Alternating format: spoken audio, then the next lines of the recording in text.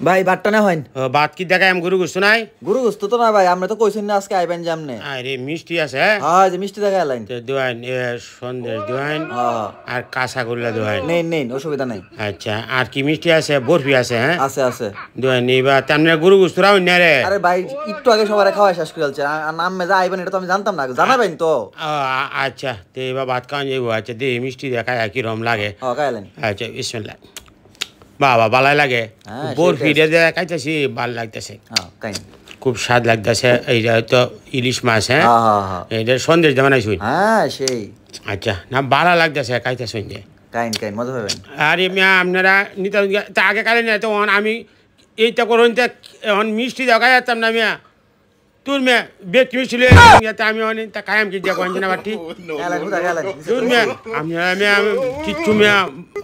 বুঝতেছি না কিছু আচ্ছা আলহামদুলিল্লাহ